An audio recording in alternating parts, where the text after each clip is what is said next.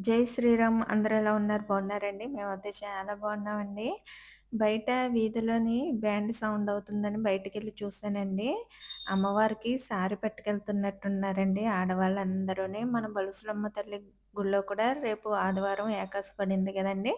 ఇంకా ఆషాఢం గూడా పూర్తయిపోతుంది గదా! అమ్మవారికైతే సారీ సమర్పిస్తున్నారు. మరి ఈరోజే మరి వీళ్ళు ఎందుకు పట్టుకెళ్తున్నారన్నది నాకు తెలియలేదండి. ఇంకా ఏమన్నా గ్రామ దేవతలున్నారేమో వాళ్ళకి పట్టుకెళ్తున్నారో, లేతే రేపటి కోసం ముందుగానే వీళ్ళు తీసుకెళ్తున్నారా అన్నది తెలియలేదు గానీ, అందరూ కూడా పట్టుకెళ్తున్నారు. ఇంకా ఆటోలో కూడా చాలా పెట్టారండి. అంటే మొయ్యలేనియి ఇంకా ఏమన్నా ఉంటే దాంట్లో పెట్టి పట్టుకెళ్తున్నారనుకుంటా. ఒక్కొక్కలుగా అందరూ హ్మ్. బయలుదేరి వెళ్తున్నారు. వెళ్ళేటప్పుడు అందరికీ ధూపమేసి, అమ్మవారికి ధూపమేసి, అలాగే కాళ్ళు కడిగి ధూపం, పసుపు, కుంకాలు సమర్పించి సారీనయితే పట్టుకెళ్తున్నారన్నమాట. ఇంక లోపలికొచ్చేసాక ఇంక బాబుకి కూడా లంచ్ బాక్స్ పెట్టేసి పంపేసాక ఇంకా నా పనులు మొదలవుతాయి గదండీ! ఇంకా రైస్ కూడా మా కోసం అయితే వేడిగా చేస్తానన్నమాట. ఇంక బాబుతోనే చెయ్యను. ఎప్పుడన్నా ఇంకా వర్క్ ఎక్కువైపోయిందంటేనే చేస్తానండి. ఇగ రైస్ పెట్టేసి, ఇంక ముద్దపప్పు చేసేసి, మజ్జిగ చారునయితే తాలింపు పెట్టేసానండి. మజ్జిగ చారు కూడా చాలా సింపుల్‌గా తెలియనిది ఎవరు ఉండరు. మన ఆంధ్రాలోనే కాదు ఇంకెక్కడైనా సరే ముద్దపప్పు, మజ్జిగ చారు గురించి చెప్పక్కర్లేదండి. అందరికీ తెలిసిందే కాబట్టి నేను దాని గురించి ఏమి ఎక్స్‌ప్లెయిన్ చేయట్లేదు.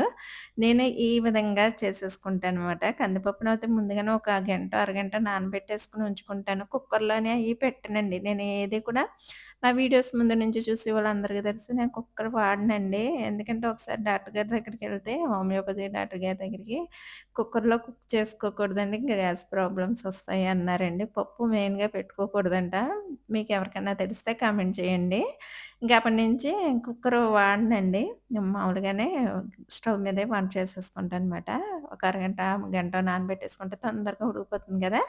ఇంక పప్పు ఉడికిపోయి ఉప్పు, పసుపేసి మెదిపేసి పక్కన పెట్టేసుకున్నాను. ఇంకా మజ్జిగ చారు తాలింపు పెడదామని చెప్పేసి ముందుగా వడియాలు ఏపేసుకొని పక్కన పెట్టేసుకున్నామంటే ఇంక మజ్జిగ చారుకి తాలింపులో ఆవాలు, జీలకర్ర, మెంతులు వేసేసుకొని కరివేపాకు, అలాగే ఎండుమిర్చి తాలింపేసేసుకొని ఉల్లిపాయలు, పచ్చిమిరపకాయలు వేసేసుకొని అన్నీ బాగా వేగాక ఇంకా లాస్ట్‌లో కొద్దిగా పసుపు వేసుకొని ఇంగువ కూడా ఏస్తానండి. మనకి గ్యాస్ ప్రాబ్లమ్ ఉండదు. అలాగే రుచిగా కూడా ఉంటుంది కదా! అందుకని ఇంగు తాలింపు కూడా ఏసుకుంటాను.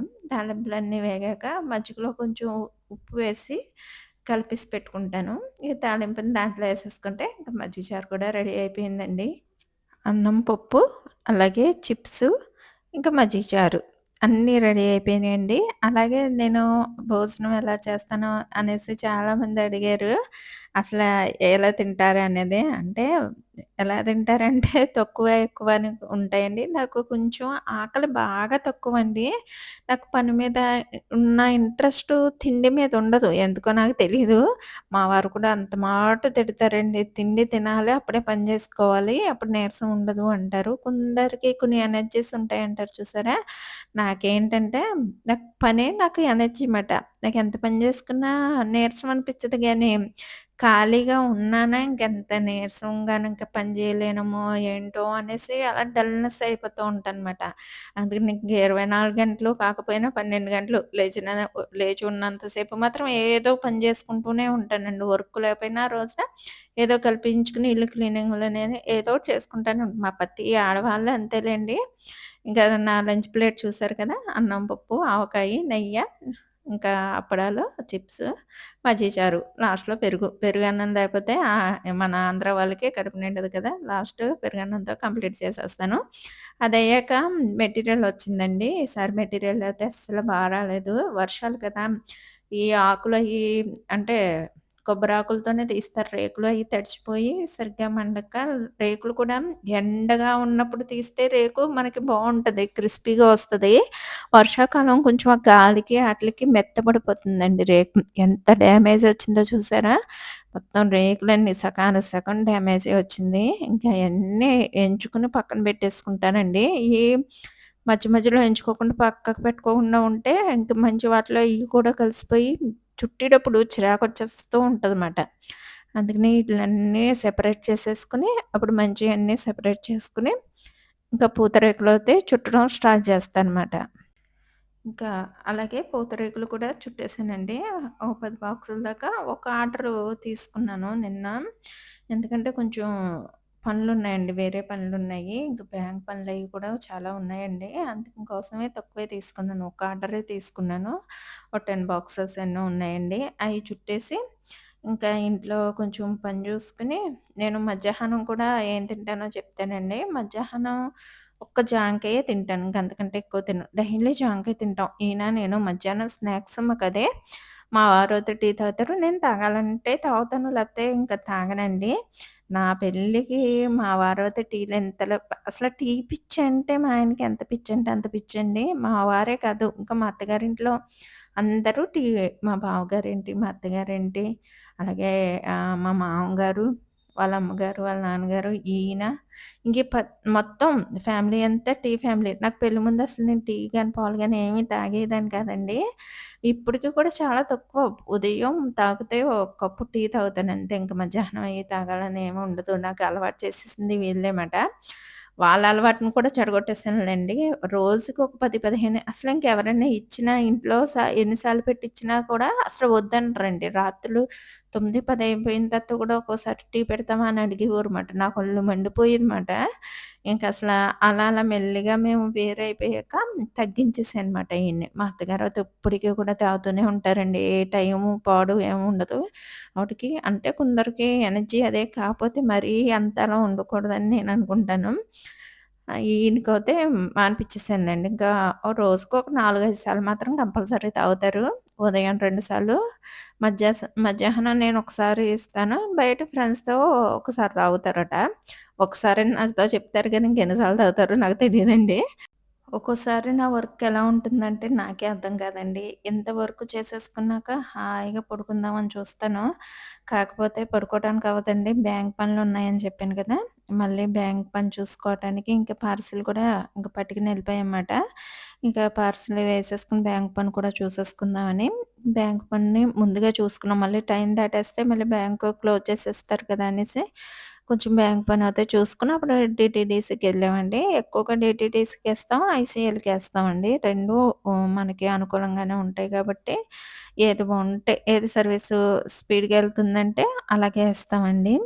ఇంకా ఏసేసి మళ్ళీ ప్రయాణం అయ్యాం. ఈ లోపల నన్ను ఈ బ్యాంక్‌కెళ్ళినా లోపల వదిలేస్తారన్నమాట. బ్యాంక్‌లో కూడా నాకు ఏ హెల్ప్ చేయరండి. అన్నీ నేనే చూసుకోవాలి. ఇంక బయటకొచ్చి చూస్తే లేరు. మళ్ళీ ఎళ్ళిపోయారుమాట. మళ్ళీ ఫోను చేస్తే కాలక్కడ నిలబడదమాట. ఒక్క చోట మాట. తిరిగేస్తూ ఉండాలమాట అలాగా. ఎళ్ళిపోయారు. మళ్ళీ ఫోను చేస్తే మళ్ళీ వచ్చి మళ్ళీ డీటీడీసీకి తీసుకెళ్లారుమాట. అక్కడ కూడా ఏసీ వాళ్ళు లేకపోతే కాసేపు కూర్చొని వచ్చాక కొరియర్ వేసేసి అప్పుడు మళ్ళీ షాపింగ్‌కెళ్ళానండి. ఇంకా మనకి చికెన్ పికిల్‌కి కొంచెం స్పైసెస్ ఇయన్నీ తీసుకుందామని సూపర్ మార్కెట్‌కెళ్ళి ఆ మార్కెట్‌లో కూడా అన్నీ చేసేసుకున్నాం మాట. షాపింగ్ చేసుకొని ఇంటికైతే వచ్చేసానండి. ఇంకా బాబు కాలేజీ టైము ఇంక ఇంటికొచ్చే టైం అయిపోయిందన్నమాట.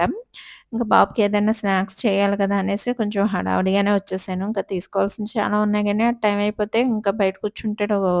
పాపం నీరసంగా ఉంటారు కదండీ! కాలేజీ నుంచి వచ్చాక పిల్లలు అని చెప్పేసి ఇంకా తొందరగానే వచ్చేసాను. ఇంకా పల్లి చాట్ చేశానండి. చాలా బావుంటుంది.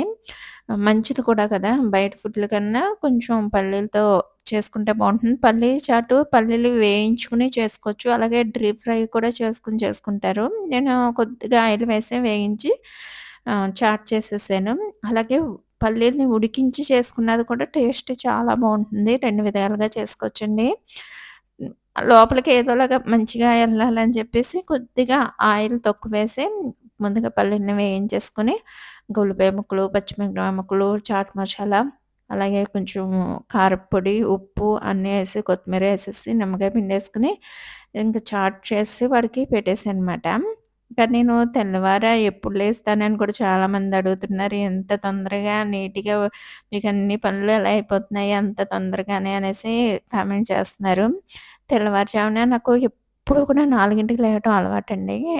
నా పెళ్ళైన కాడి నుంచి. అత్తోరింట్లో ఉన్నప్పుడు తొందరగా లేవాలి కదా! అలా అని చెప్పి 4కి లేచిపోయేదాన్ని.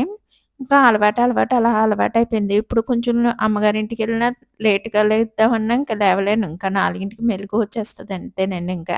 నాదేముందిలేండి. ఇంట్లో పనులు చేసుకొని ఏదో చిన్న బిజినెస్ చేసుకుంటూ అలా గడిపేస్తున్నాను. కాకపోతే ఒక్కోసారి అనిపిస్తదండి, బయట జాబ్ చేసేవాళ్ళుంటారు కదా! పాపం వాళ్ళ గురించి ఆలోచిస్తే నాకు చాలా అప్పుడప్పుడు చాలా బాధగా అనిపిస్తది పాపం. ఉదయాన్నే లేవటం, ఇంట్లో పనులన్నీ చేసుకోవటం, పిల్లల్ని పంపడం, భర్తని పంపడం, మళ్ళీ వాళ్ళు బాక్స్ పెట్టుకొని పట్టుకెళ్ళటం, మళ్ళీ సాయంకాలం గానీ మళ్ళీ ఇంటికి వచ్చి పాపం మళ్ళీ ఇంటికాడ అన్ని పనులు చేసుకోవాలి. మళ్ళీ పడుకొని మళ్ళీ ఉదయాన్నే లేవడం ఇంకా జీవితం అంతా ఇంక ఇలాగే సర్కిల్‌లాగా అయిపోతుంది గదా! ఒక సరదా, సంతోషం అనేది ఉండదు పాపం.